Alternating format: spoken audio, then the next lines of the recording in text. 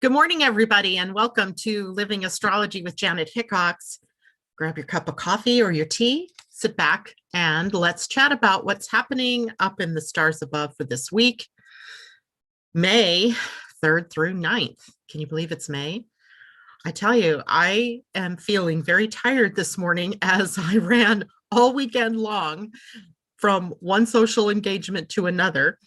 A granddaughter who is a senior in high school, and they were having their homecoming this season compared to the typical in the fall because of COVID. And she was a homecoming senior royalty, so there was a ceremony for that. And then on Saturday, youth football was moved to the spring from the fall. And so my younger granddaughter is a cheerleader. So she was cheering in what was one of their playoff games. So I had that to go to. And then on Sunday, my oldest granddaughter's 18th birthday and her boyfriend, whose birthday is just 3 days before hers, was being celebrated. So I feel like I was socializing, and in between socializing, working. What an interesting motif to have in just a couple of days, because that seems to be the theme for the entire month of May. So we might have these various social engagements followed by work, or vice versa, work followed by play. And that gives us this feeling of being extraordinarily busy. And in my case this morning, making me feel, wow, a little bit scattered, even though I know I got several things done. Right now I'm sitting here going, oh, well, where am I in all of this?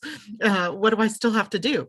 So if you're feeling a little bit scattered, if you're feeling a little out of focus, if you're feeling breathless, there's a really good reason. And it's not going to get much better throughout the month of May, especially this week, as planets like Mercury and Venus begin their transition out of the sign of Taurus and into the sign of Gemini, a very mind-oriented sign, a sign of motion and busyness, a sign of communication and socialization. Socializing, right? The social butterflies is what we usually think of for Gemini energy. And indeed, that tends to create a situation where we feel very busy and we feel very scattered, or that would be the more negative expression. Now, for those of us who are Geminis, it's something we're fairly used to, but even I found myself going, oh man, just to be able to sit down and have a cup of coffee without something having to be done would be so nice, right? And that was so last week, right? This week, it's a totally different game. And for the next few weeks, we are off on a totally different game. And that is primarily why it is that I decided to release the May transits ebook to everybody.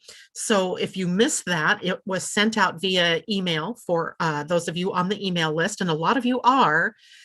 So a lot of times that goes into your spam folder. So check your spam folders, or if you have Gmail, check your promotional tabs if you have that set up. I posted it on Living Astrology business page and on the Living Astrology community page, on the Live by Human Design community page. And also for those of you who are members, I posted it in the Living Astrology membership group. So it's everywhere out there for you to get to. If you have any problems, please let me or Asa know, and we can make sure we get that to you, because it's important this week. It's important this whole month to really understand what's going on. And that is also the reason why I will be coming on air on Wednesday morning as well, to help get this information out to you, or to help you understand how all of this information fits into the bigger picture. So I'm going to check in real quick with everybody, make sure I'm actually broadcasting live. I am. Hello there, Ingrid. Good morning to you. Happy Monday. Asa, great to see you out there. Thank you so much for all you do, helping me to do what I do. I absolutely adore you. Ingrid says, whoa, busy weekend indeed. And yeah, and guess this.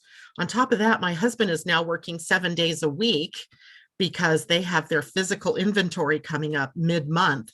And he is the only one that really understands how all of the wiring goes on in he works for an electrical supply company. And so he's the one that always seems to get elected to have to put all the wiring in the right order in order to be able to do physical inventory. So he's been working 10 to 12-hour days and worked like that all weekend.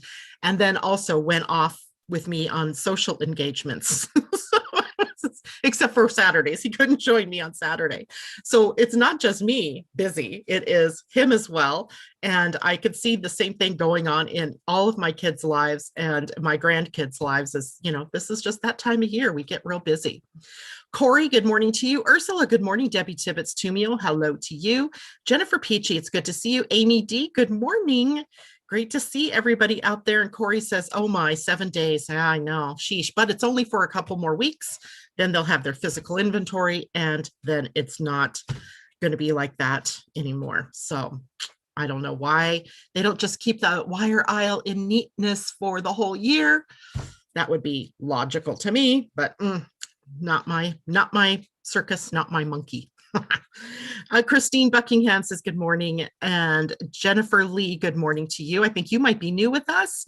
It's good to see you out there, or maybe you are usually under another name, but welcome.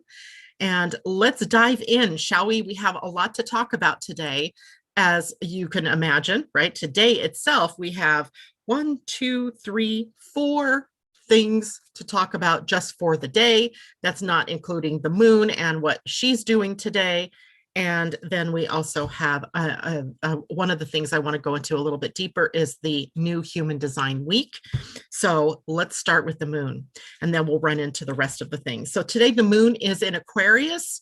I can tell you, I already knew that because my husband got a new phone and he doesn't know how to make it work.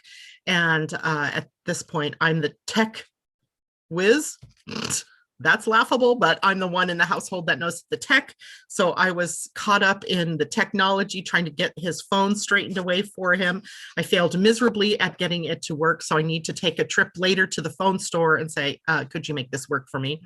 So Aquarius, we're dealing with technology today, right? Aquarius is the sign that rules innovation and technology. It is a sign that takes us into the quirkier side, the more eccentric side of things. We may feel a little bit more idea-driven today or ideal-driven today. The transits that the moon will be making today are squaring Uranus, the ruler of Aquarius, conjunct Saturn, another ruler of Aquarius, and then squaring the sun in what we call the crisis of consciousness. So we have some tricky contacts between the moon and other planets today. And when you see the moon in contact with the rulers of the sign that she's in, you know that the sign's aspects are going to be more charged up. Interesting, because electricity is ruled by Uranus. So we have this charged up feeling in us today. And if we look a little bit closer, we see that the moon in Aquarius is sort of fringy. Fringy is a good word, I think, for Aquarian energies. It takes us into that outer edges of things, seeing things in a different way, not necessarily seeing it like the herd does, but seeing it maybe from a unique perspective. So tap into that, because it helps you to find maybe some way to get a solution to a problem maybe you've been contending with. But there can also be sudden shifts and sudden upsets today as things take a new direction, or as things fall apart, don't work the way you thought they would work. And so we have to just be prepared for that. That is part of our experience when the moon is moving through Aquarius, and in particular when she is connecting to the two rulers of the sign as she is today.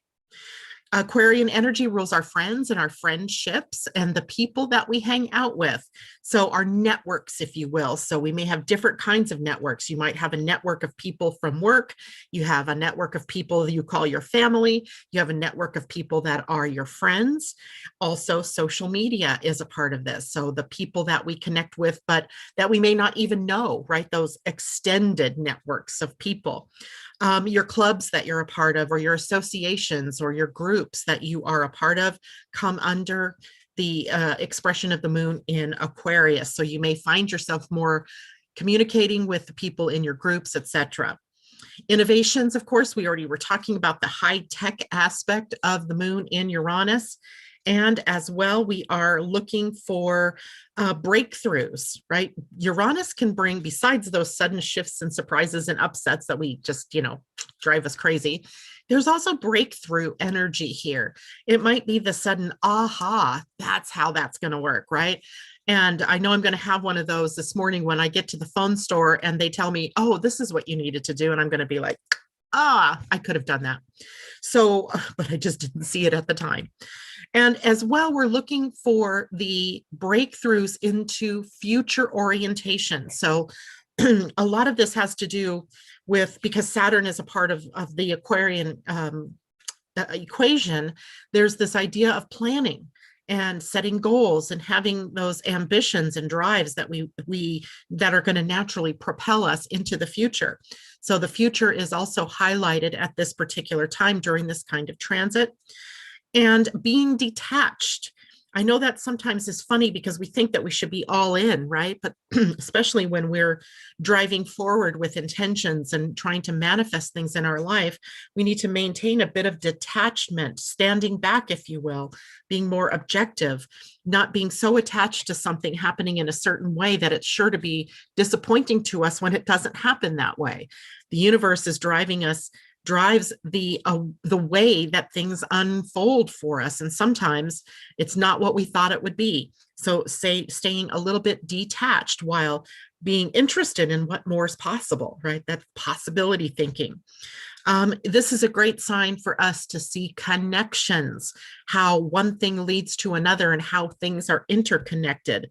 It is a good time to work for the common good. So that usually means for the common good of all, and usually for humanity. Aquarius energy is very humanity focused, and they're the champion signs for humanity. So become a champion for humanity. Help others, help yourself. By helping yourself, you're helping others. By helping others, you're helping yourself. Something that we see that goes around and around with the sign of Aquarius. And as always, we have some things to watch out for with the moon in any sign, because the moon rules our emotions and we may emotionally react to the things that are happening to us. Watch out for your head in the clouds. Kind of exacerbated by Mercury, the ruling planet of Gemini, moving into Gemini today and causing us to be a little bit scattered or to lose some focus at times.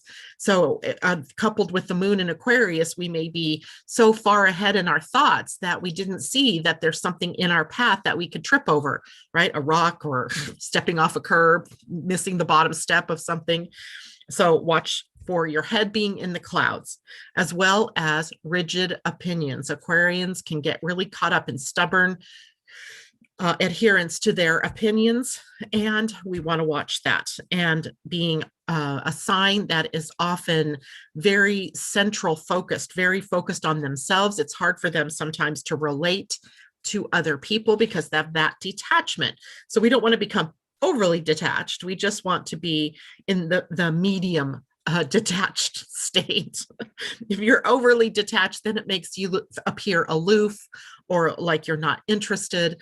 And it then makes it hard for you to relate to people on a one-to-one basis. So we don't want to lose that, but we do want to not get all involved so that we are so emotionally connected to something that we can't separate ourselves from what's happening, right? So keep in mind that that's a possibility for today. Now, my phone was blowing up here for a minute, so I just want to make sure this isn't questions. No, okay, good. So if you have questions for the energy today, for anything to do with May, please just type that into the chat and Asa will get that to me. And there we go. All right, let's go on to take a look at the week ahead, sort of the bigger picture of what's happening for the entire week. So today is likely the most intense day of the week. Great, on a Monday, right?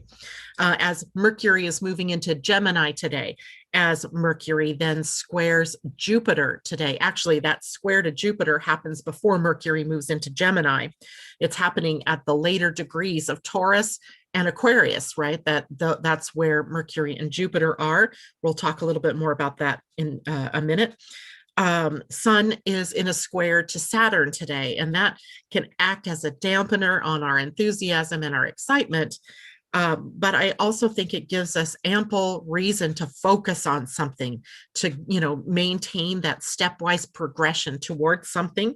And we also have the new Human Design Week beginning today. So we have a lot to go through today. Tuesday, tomorrow, nothing much going on. Wednesday, Saturn is moving out of the gate 19 this is Human Design now, and into the gate 13. I wrote gate 12, but that is not where he's moving. He's moving into the gate 13, a gate that is titled The Listener or Narrative. So I'm not sure if we'll get to that today in detail, but we can also pick that up on Wednesday. Thursday, Venus is in a trine to Pluto. And then on Friday, another slow news day, if you will, a day to integrate or catch up. And then on Saturday, Venus moves into Gemini. And on Sunday, Mother's Day, the moon will be in Aries, in a square to Pluto and a sextile to Jupiter. So I feel like there might be some emotional up and downs on Mother's Day. Hopefully it's something that's a blip on the screen and just moves on, right? Although with the moon in Aries, there's also the potential for some really exciting things to happen, for some adventures to be undertaken. So you got to make it what it is, right? Okay, let's break down the transits for today, because there's so many of them, and you're going to see Asa releasing the graphics and information on that kind of scattered throughout the day, just because if she tries to put all 4 of them out there at the same time, it's going to get lost. So we're trying to figure out what time to release those based on the time that the aspect is coming up. So let's look first at Mercury square Jupiter, because technically speaking, that is the first aspect of the day that is of importance to us. And Mercury, remember, is the planet that rules communication, the mind, and motion that we take, like moving, going from one place to another. So in that, sometimes it's the trip that we take in a car, or a short trip on a train or a bus or something like that. But it's also the errands that we do on a daily basis. So motion includes all of those kinds of things, actions that we take during the day. Jupiter is the planet that is about growth and expansion. And in no small measure, Jupiter creates the pathway, the evolutionary pathway to our gaining more and more wisdom. So every time a planet comes into contact with Jupiter, what we have is the next step, perhaps, in the evolution of our personal consciousness. And as well, because this is happening not only to us individually, but also as a collective, it is the next step in the evolutionary path that we're taking as a collective. And as you know, a square, right? We're breaking down the words. So we're going to connect these words: Mercury, communication, mind, and motion; Jupiter, growth, expansion, and wisdom gaining, with the word square, which is going to signify the relationship that these 2 planets are holding for this particular time period. The square can be challenging. The square is a 90-degree relationship between the planets. So they're sort of not seeing eye to eye, but they could see eye to eye with just some work, right? Just a little effort put into seeing things from maybe a different perspective. So the square gives us the challenge that will stimulate growth, right? Or stimulate that evolution. Without the square, we wouldn't really probably be moving forward in any way. There wouldn't be anything challenging us to make that move or to take that next step. So with Mercury squaring Jupiter, we're gaining optimism for the future, right? So being able to see a little further down. Jupiter in Aquarius, right? Aquarius rules the future. And Jupiter does well in Aquarius, because there's a match here with the optimism of Jupiter in a sign that looks to the future. And it's an excellent time then today for us to make plans while we have this positive sort of broader outlook on things, and see the whole picture, not just the details. But you can't miss the details either, right? If you're so detail focused, you're going to miss the big picture. And if you're so big picture focused, you're going to miss maybe the little details, the things that you need to take care of before you can take the next step. So today's the day for us to balance The challenge might be for us to balance the big picture against the little picture, the broader view versus the details. So we want to be able to do both. And because Mercury is getting ready to turn retrograde, you did hear me say that. It is going retrograde this month. Not until the end of the month, but we start the shadow mid-month. And because of that retrograde coming up, you don't want to get caught in a situation where you overlooked a very important detail, and now you have to go back to square one.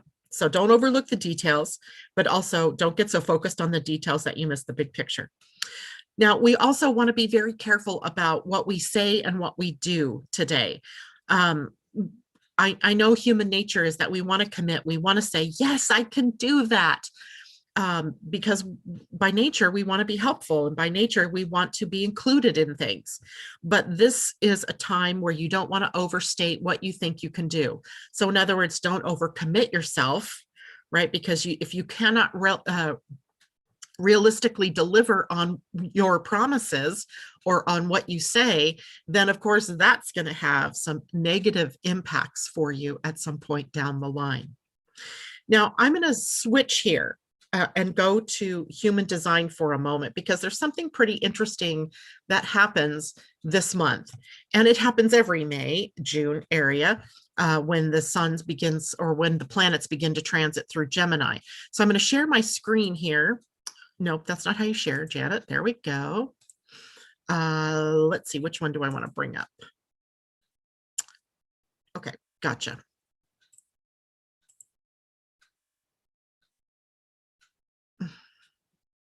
Why, oh, why do you have to be difficult?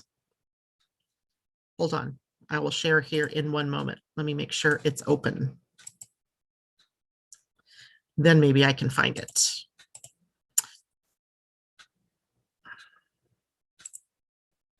There we go. All right. So what you should be seeing is a chart. This is a human design chart from Genetic Matrix. I'm loving using them, except when I send your personal charts out to you, because they do not yet have report functions that I can use. At some point when they have that, you'll be getting these new, more rounded charts from me when you request your charts. But what I wanted to show you is that there's a lot of emphasis right now on this gate 8 in the human design aspects between Mercury. You're going to see it show up with Venus. You're going to see it show up with the sun. And the gate 8 in the traditional human design is called the gate of contribution. And contribution in the gate 8 is a throat process. And the throat energy is about manifesting and bringing things into form, right? Because the throat center is the gearbox in all of the human design. And the gearbox's job is to bring things into form.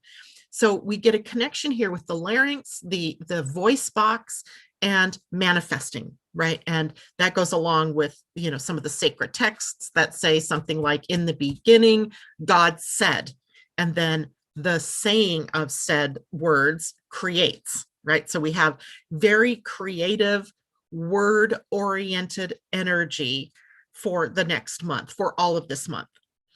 And that begs the question then, what are the words that you're using? What are you saying, both to yourself out loud, but also thinking inwardly when maybe you hear yourself saying one thing, but you're thinking another? All of the words that we say now have impact.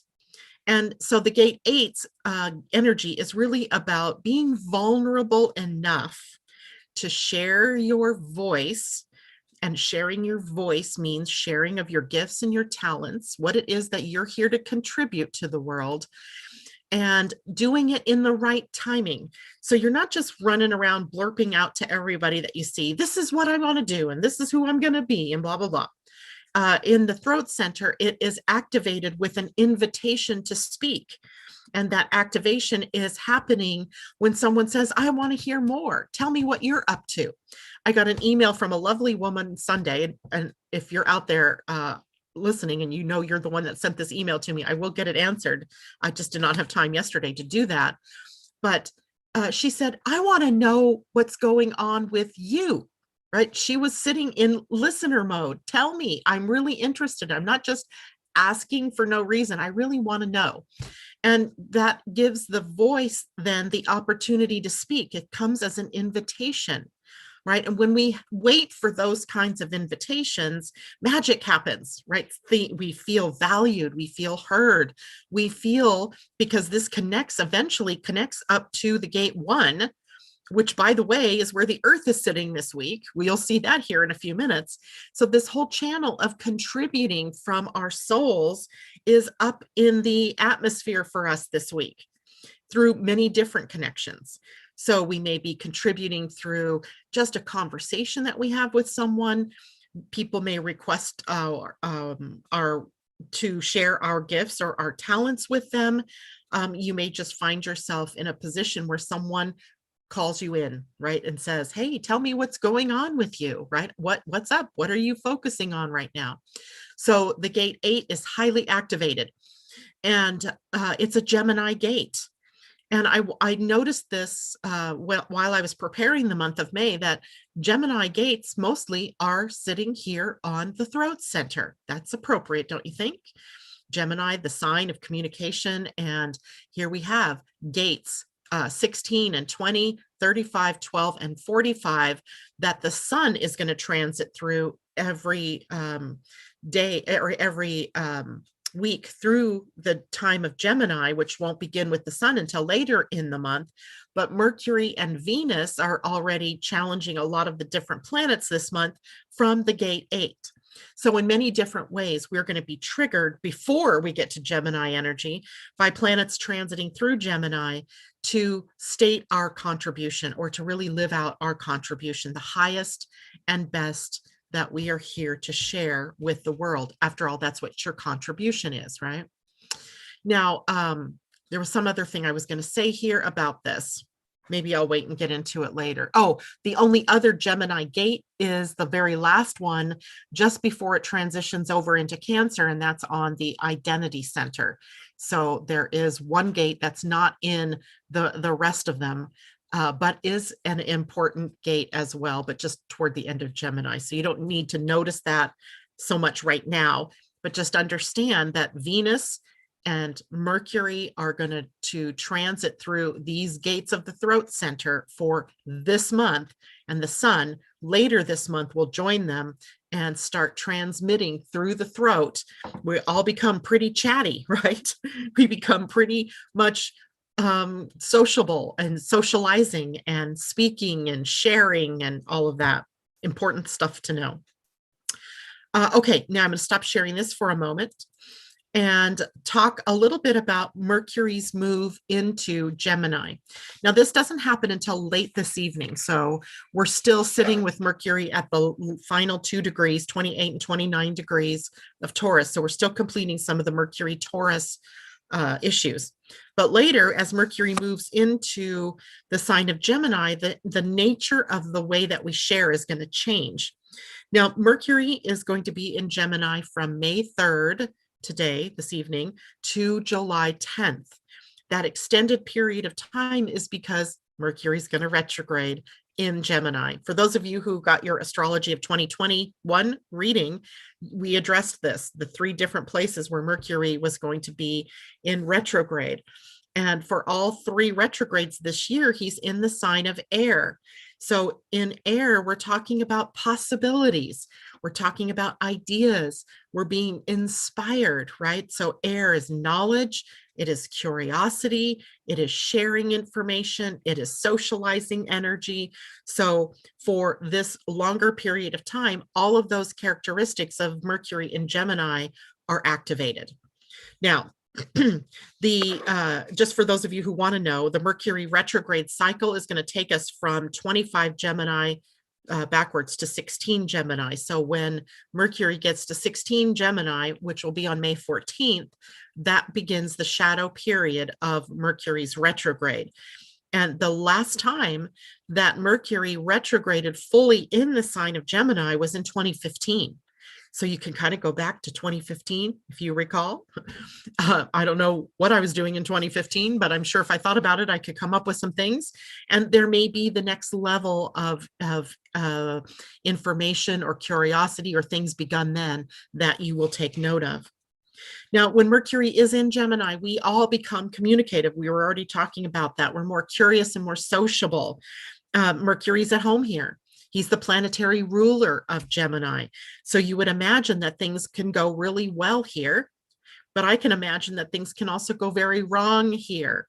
And the thing that would be really wrong here is that we're all so busy talking, but who's listening, right? Are we just chatting away, talking, but with nobody really listening?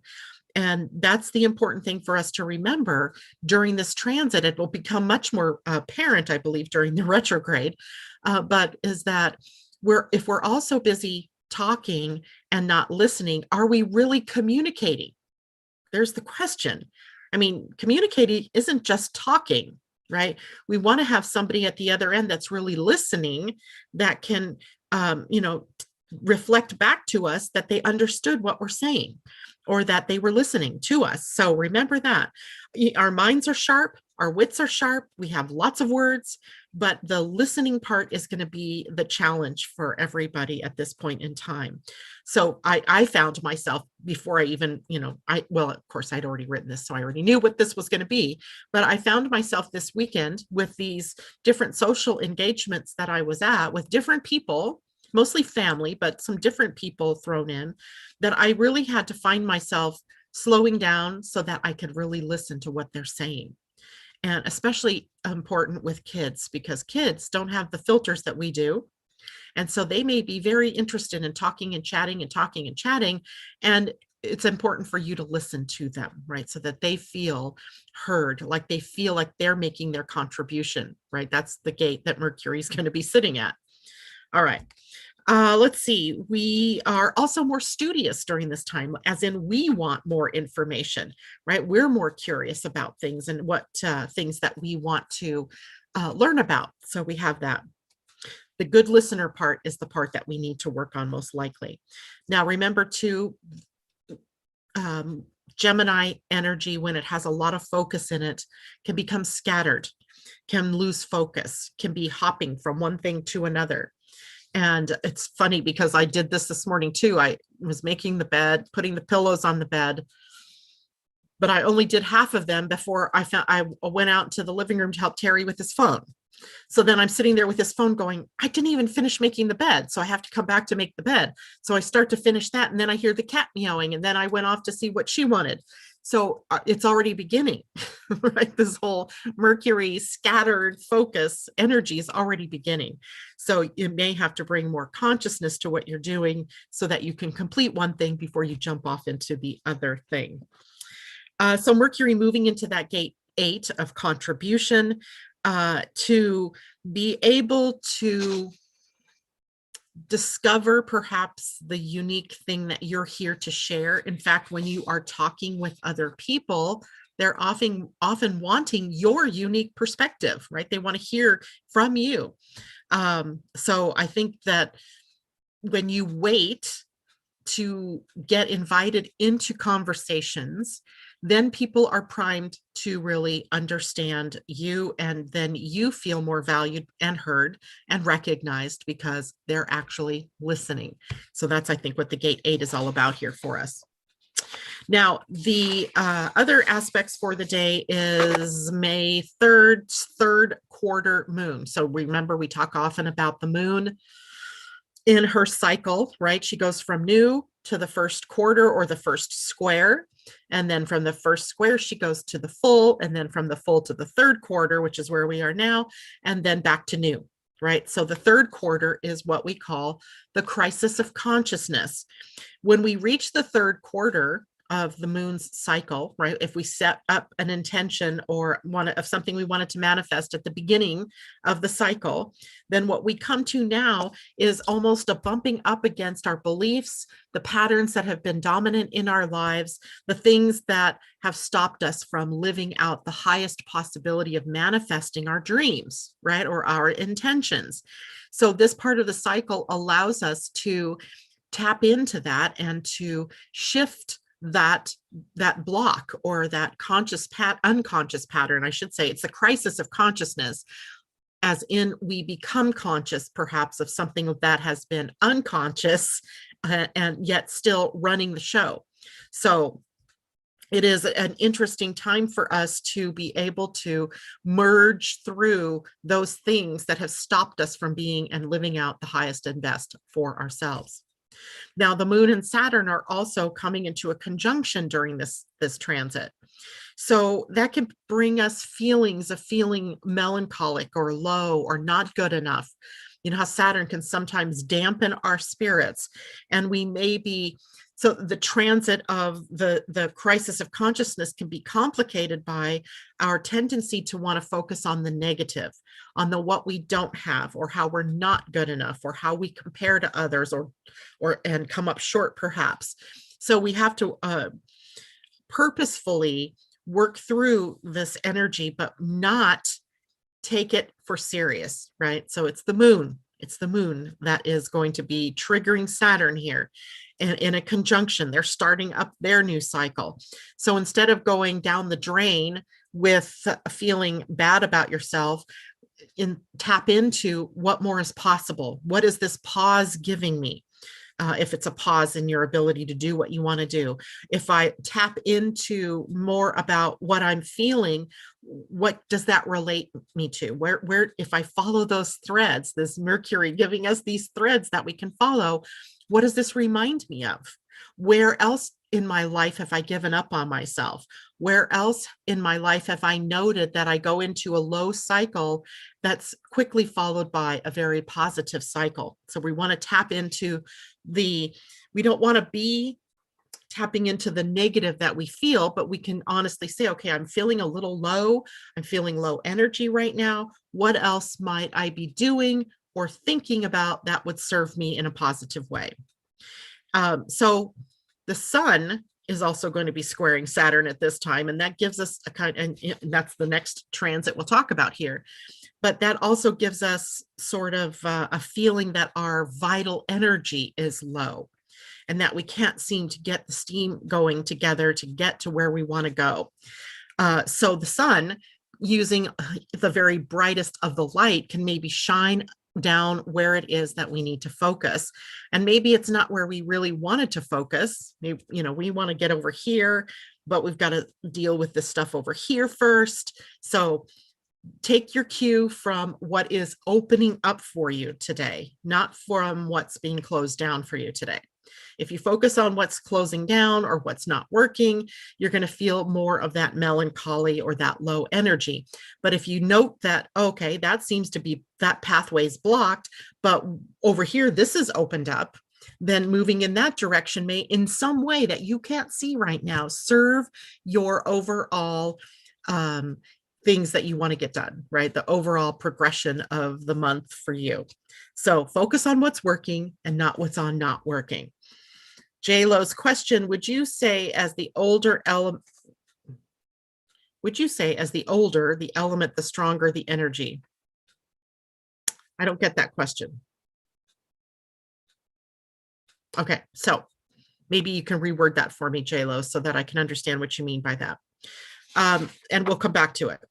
So then finally, the sun during this period of time today for this third quarter is going to be at the gate 2 allowing, and the moon is going to be at the gate 19 of sensitivity, and Saturn is at the gate 19 of sensitivity. So is it possible? Is it just possible that we're all feeling super sensitive today?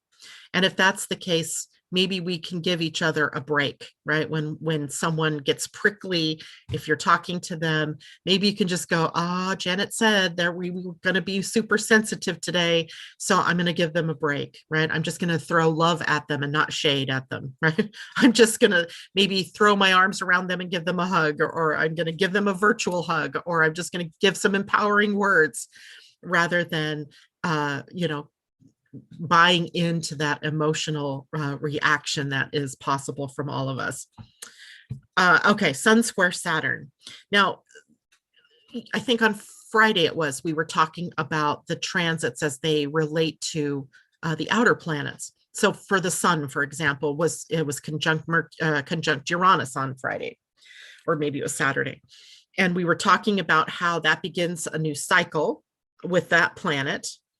And then it has, like the moon, comes into the square, comes into the fullness of it, then comes into the third or the second square or the third quarter, and then comes back to new again, comes back to the conjunction. Well, the sun and Saturn were in a conjunction back in February or late January when the planets were in Aquarius.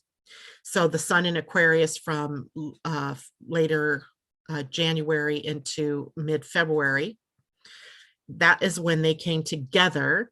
That is when something was seated between the sun and Saturn. So think back, right, to late January and February. What was being seated at that time in your life? What duty or responsibility were you being asked to take on? What mantle of authority did you take on? And now you're coming to the point in time where the sun is coming to the square with Saturn, right? So that's equivalent to the first quarter of the moon square the sun.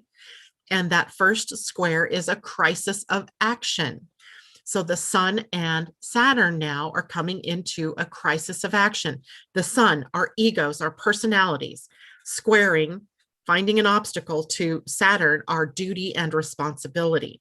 And I can kind of see how this is playing out because there's so much energy right now of fun and distraction and scatteredness that we may very easily decide to put the work aside to go play or to go do something else, or we start so many projects that we're, kind of doing this like a manifesting generator and not getting anything done. So we'll have to be very careful through this Sun square Saturn that we don't forget the responsibility that we took on. Now, we don't have to all be working nonstop either. That's not what I'm saying. But remembering that the sun and Saturn come together to make us see where the next steps might be, or where have we been lax in the responsibilities that we took on back when the sun and Saturn were seeding something in your life. Now, we may feel like those duties and responsibilities are dampening our fun, but I assure you that if you focus on what is right in front of you to take care of and get it done rather than procrastination, then you're going to feel a whole lot better when you are out there having fun versus choosing to go have fun with the duties and responsibilities hanging around your neck while you're doing it, right? So that's what this is all about.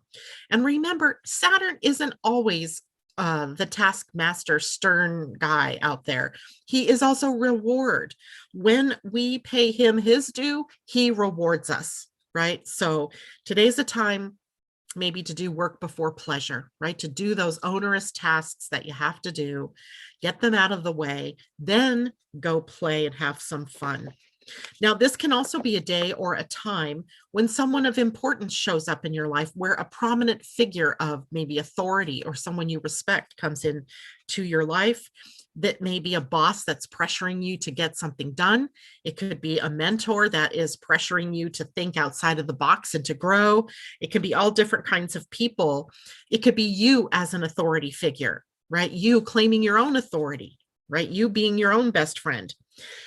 We may also feel pressure to lay claim to our authenticity.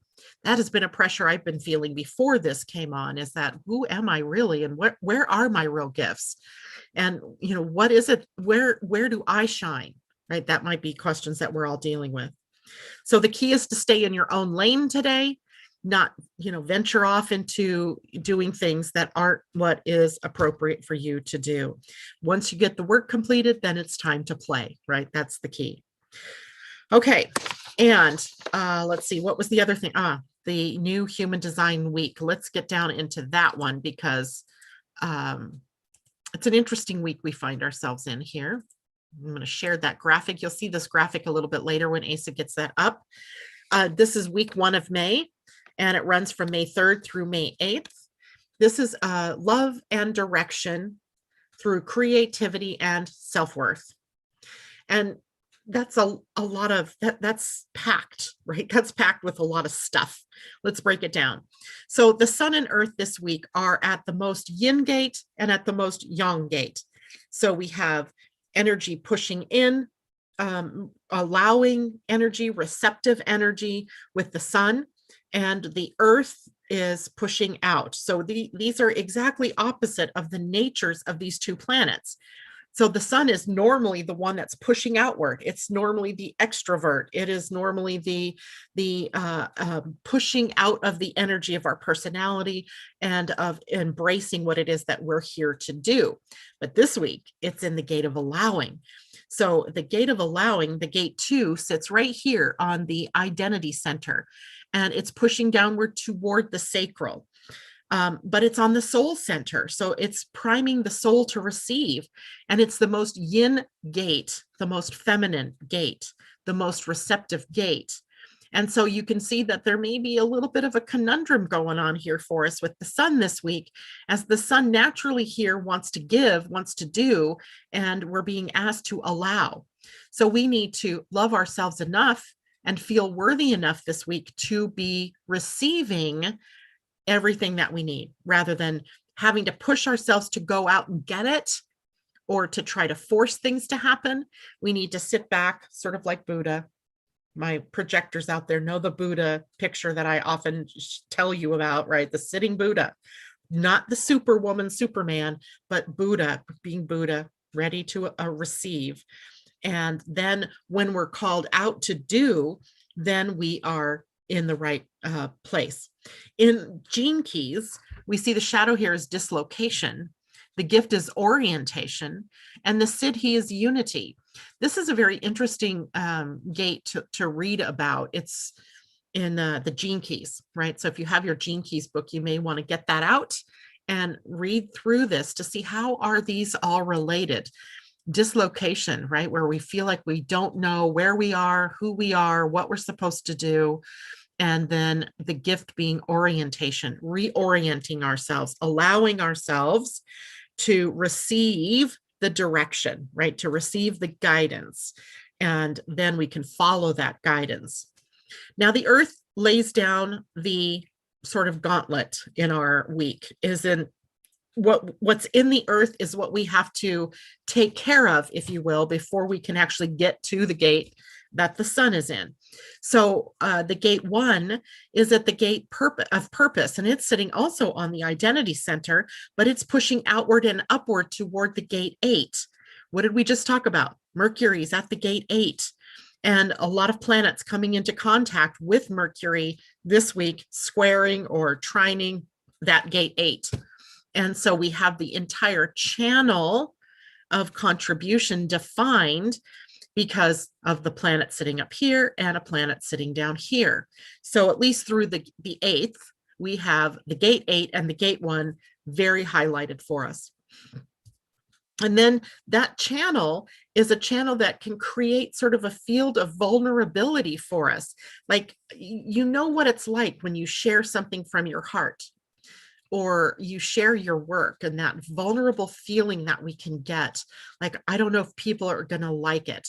And then if there's a critic out there that says something about it, then you almost want to shrink away, and then maybe even worse, not share your work anymore, right? Or share your voice anymore, or your contribution. And this is why we always say, when you are in the process of sharing what you love or what you're passionate about, make sure you share it with an invitation, because the invitation primes the pump, if you will, so that you are in the alignment with sharing it with that person or that group, because they've asked you, right? Not because you just go in there and you say, yes, I have a great idea, let's do it my way. My way's best, because that's sure to be a problem. That's sure to get you caught up in a feeling of not being good enough, being vulnerable, right? So it's an interesting week as we look at this entire channel, all of us here to share something in different ways, at different times, with different geniuses and different breakthroughs, but we need to make sure that we're sharing of ourselves in the right timing. Now, the earth at gate 1 purpose is treating us to being authentic, wanting us to really claim our truth, and then living from our true selves, not what other people want us to be or who other people think of us as being, but trusting that when we are living our truth, that we are then on purpose. right? We are living our life purpose. People often ask me when I'm doing a reading for them, what's my purpose? Your purpose is to live and follow the signs, or to wait for invitations to be where you're supposed to be and live out the highest and best joy for yourself, right? Sometimes we get lost into thinking that there must be some key in this lock that's going to tell me what it is I'm here to do. But let's reframe that. Who are you here to be? Right? That's better. That's more important. Who are you here to be? And when you're being that, the doing comes naturally. That's the thing that we learn this week through the sun at gate 2 and the earth at gate 1. When we look at the gene keys, I think we can see it even more in that the gift is freshness. It is you, when you're being yourself, you're not regurgitating old stuff or parroting what other people have said or what other people have done. You're doing your thing, right? You're doing you. And when there's that aspect, everything is fresh and beautiful. Otherwise, there's entropy, and entropy is like standstill. And that brings up another issue for us with the earth at gate 1 this week, the potential that we may feel at times like we're going nowhere fast. And that's because the gate 1 is a highly creative gate energy. And that energy goes into the low where it's not being expressed fully. And then in the right timing, when the creation is done, it bursts out into the world to be shared. So the gate 1 sometimes can feel like they're stuck or they're not going anyplace, or we may feel caught in some kind of, web, and we don't know what to do. The best thing to do is to release yourself from thinking that you must do or be anything other than just in the moment. And then that energy will shift. Kind of goes along with the sun square Saturn this week or today. And so some of the energies that are building up right now are at once a stop sign and a go sign, right? Foot on the brake, foot on the gas. So we have this feeling of like revving up, but with nowhere to go. And that means we have to watch for the signs and the signals in the world around us to show us when it's the right time to take the next right step. All right, so I hope that makes sense. Was that even being shared? Were you guys seeing my screen? Yes, you were, so I'm going to stop sharing now. Okay, now let me see if JLo was able to reword that question. And she has a niece that's a Virgo. She is a Taurus. And she also has a friend that is a Capricorn, each sign dealing with different things, but all 3 earth signs. Would you say that is stronger as the sign is older? She is the youngest of the 3. I think you're trying to equate age with the sign and with the experience of the sign. So it's always true that the younger you are, the more you have to learn. Not that we don't have things to learn when we get older. So the younger the person, the more immature aspects of the sign may be expressed rather than the more mature aspects of the sign. Now, I've also noted that the youngsters on this planet are pretty wise beings right now.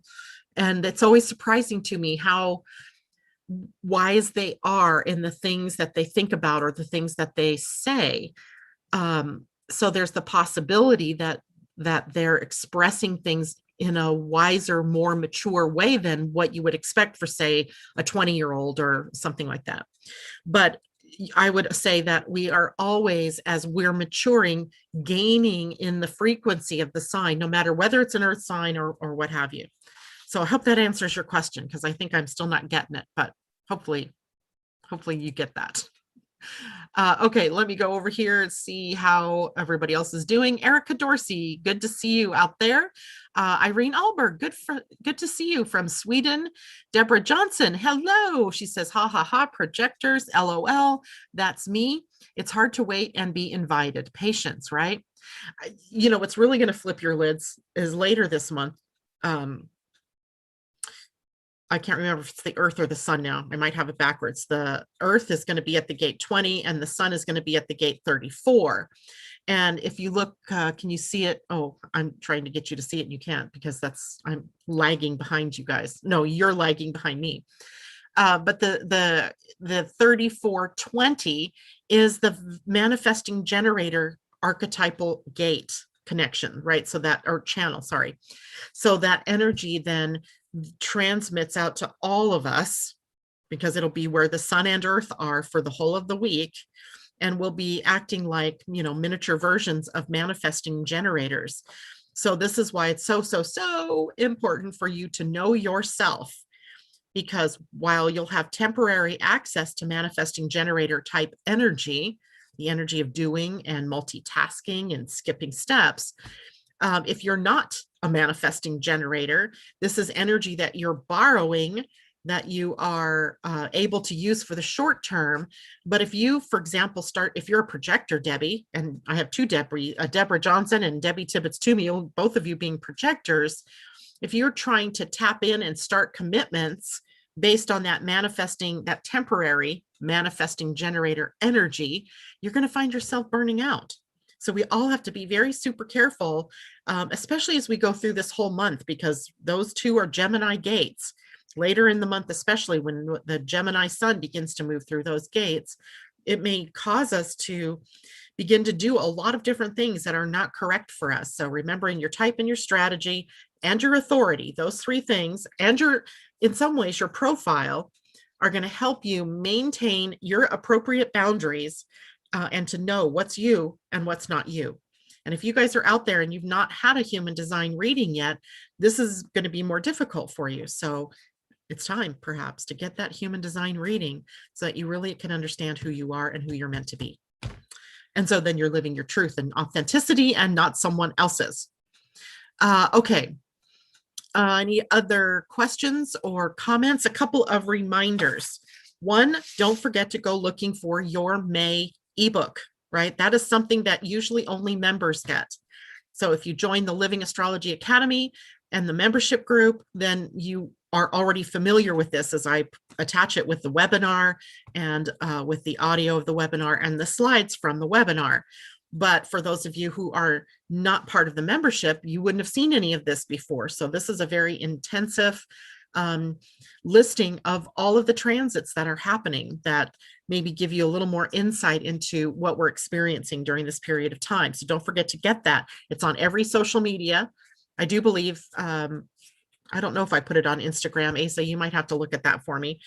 Then also, it's on an email that I sent to you on Sunday. So if you are part of the email list, which I'm sure most of you are, if you subscribed by getting a chart from me, then look in your junk mail or your spam folders and look under the promotions tab, perhaps, if it is Gmail that you have, to get your May ebook.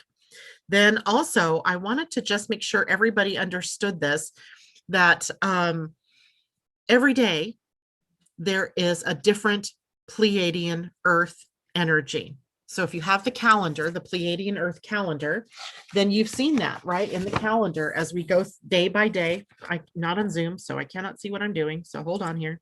Make sure I've got it centered. There. So you're used to seeing this calendar. And right now, Asa is putting out a graphic every day at around sunset. That's when the time changes or the day energy changes in the Pleiadian system. So right around sunset, which right now looks, I don't know, maybe it's 6 o'clock-ish, 7 or 8. I don't know what time it's setting. I don't know what time she's actually putting it out. But somewhere near sunset, the day energy is changing. And if you go to Living Astrology on Facebook, if you go to Instagram, Living Astrology with Janet, if you go to the Living Astrology community, or if you are a member, go to your Living Astrology Academy membership group, and you'll have the access to these beautiful videos that she's putting out about the energies of that day. So I want to just remind people of that, because trust me when I say there's a lot of work that goes into doing this on a daily basis. I think I've stressed my poor assistant out over the last couple of weeks, because this idea came in to share this, and neither one of us, I think, really realized how much work was going to be in the getting all of the information pulled together so that I could get that to her, so that then she can make these beautiful diagrams or graphics and videos. So please check them out, right? Go to the social media pages and check them out. Give her a thumbs up, or give her a, alike, but I just wanted, I thought maybe some of you didn't realize that that was being offered right now, but every day it's out there and you can check it now. She'll have what today's energy is, but then this evening she'll put out the next one because that will be for the whole of the day tomorrow. All right. I think that is it for me today. And JLo, I hope I answered your question. If you have something more specific, you can always email me and let me know that you have a question about it, and I'd be happy to help you that way. All right, everybody, that is it for me today. I will see you Wednesday morning at 8 o'clock right here. We'll dive into some of the more interesting energies of Saturn and the gate that Saturn will be moving into, which is the gate 13. All right, take care, everybody. Bye for now.